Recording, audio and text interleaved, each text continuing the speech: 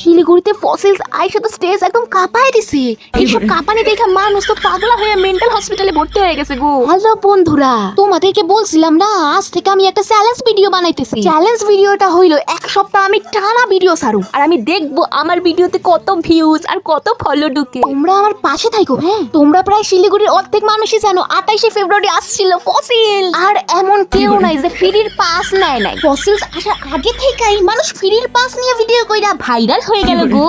তাই আমরাও ভাইরাল হইতে 3 বন্ধু মিলে চলে গেছি ফসিলস এর প্রোগ্রাম দেখতে। এখানে যায় দেখি আমি কোথায় আসলাম গো, এত মানুষের ভিড়ে আমি হারাই যাবো না তো। আরে বাবারে, সবাই তো তালমিন্দার সাইজে আসছে, সবাই তো পাগল হয়ে গেছে অলরেডি। আমার বন্ধু না পুরা হেটকাইতেছে, বলে কি এবার তোর পালা পাগল হবার। ভাই কি শো করছে ভাই, যেমন গলা তেমন রক স্টাইল তেমন ভাই স্টেজ বানাইছে। পাগল তো সবাই হইবই ভাই, এমন গান করলে তো সবাই পাগল হবে।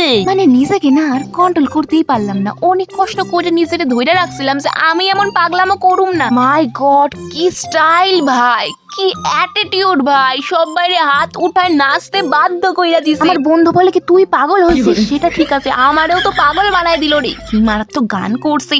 আর যখন আইটা উঠাইছে না, আমি ভাবছি আমার বন্ধুর মনে সুইডা মারবো। পুরা খুশি হয়ে গেছিলাম, পুরা নাচতেছিলাম খুশিতে, কিন্তু মারলো না সুইডা।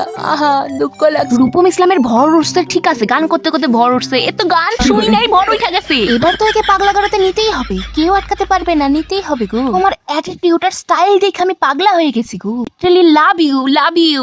এবার বুঝছি তোমারে দেখার জন্য সবাই পাগল হয়েছিল কেন। ভাই এত কষ্ট করে লাইনে দাঁড়ায় ফ্রির পাস নিয়ে দেখি আমার লস হয় নাই গো, লাভই হইছে। পুরো মজা করছি প্রোগ্রামে যাই। চলো আজকে তাহলে আসি, আবার তো কালকে আসতে হবে ব্লগ নিয়ে। Bye bye.